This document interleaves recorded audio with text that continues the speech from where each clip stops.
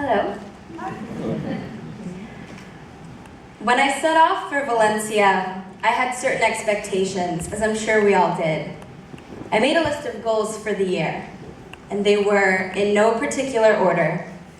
1, to focus on my identity as an artist.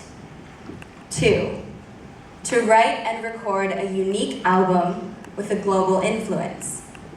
And 3, to learn from and about the culture, talent, and discipline of my peers. When I arrived in Valencia, I was under the impression that I would write a few good songs and return home artistically enlightened.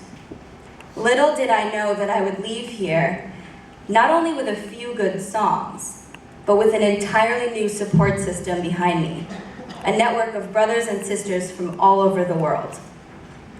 It really is remarkable how much we have gone through in one short year together. As quickly as it seemed to go by, I have savored so many wonderful memories. How Athena could be found in a classroom after hours almost every night, helping to organize the Rethink Music Valencia conference while simultaneously gathering research surrounding key issues in the music industry. Or when Allison was one of the first in our class to secure her internship, and it just happened to be with one of her favorite music labels. Another time, when I was unfortunate enough to get the stomach flu, and Gnavia and Philip refused to leave my bedside for 2 days until I was well enough.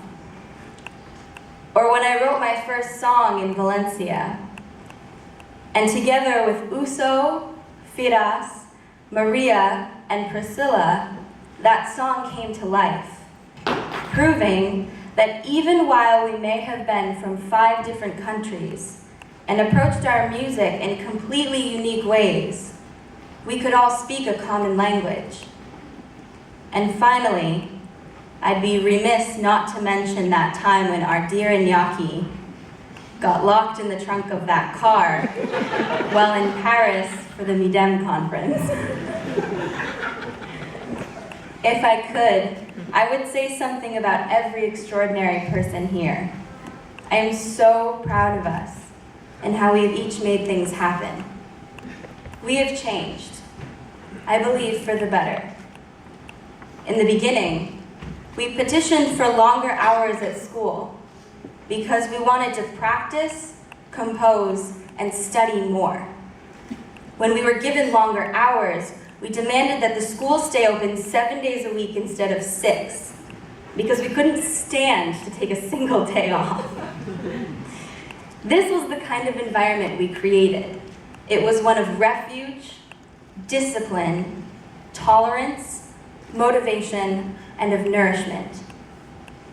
We must not forget the courage that it took for each of us to end up here.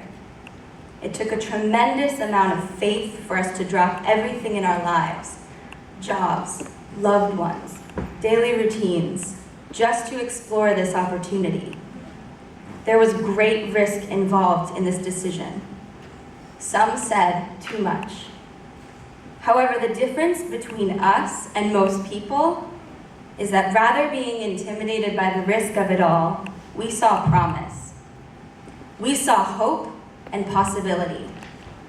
We decided to be the pioneers, to be the first Berklee master's students who helped develop something great, to be great.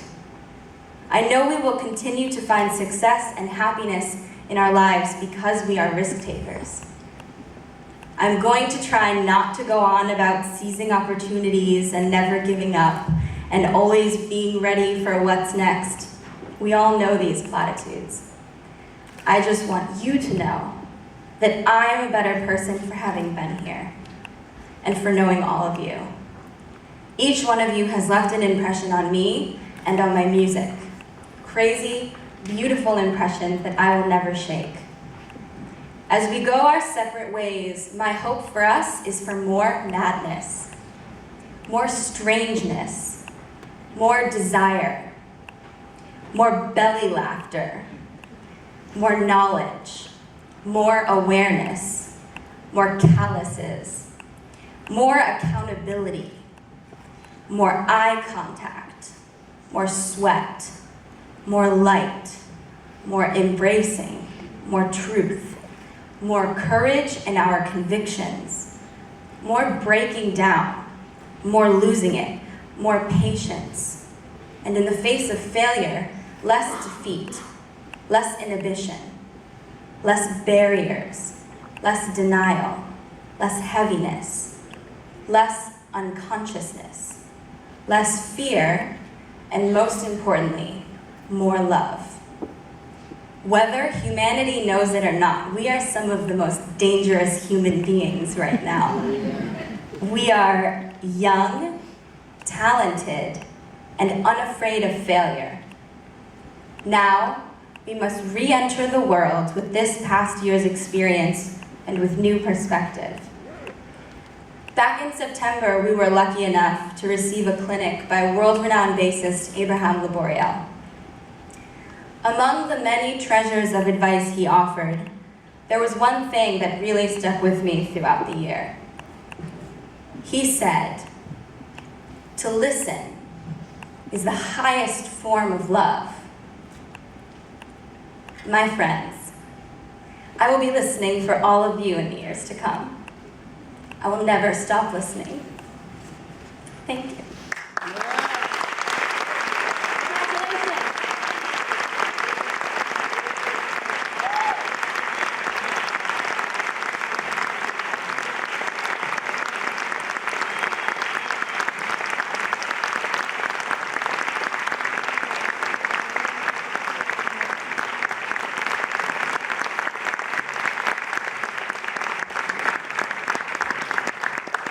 Thank you, Sarah, for that beautiful message and for sharing your experiences for us, for everyone here.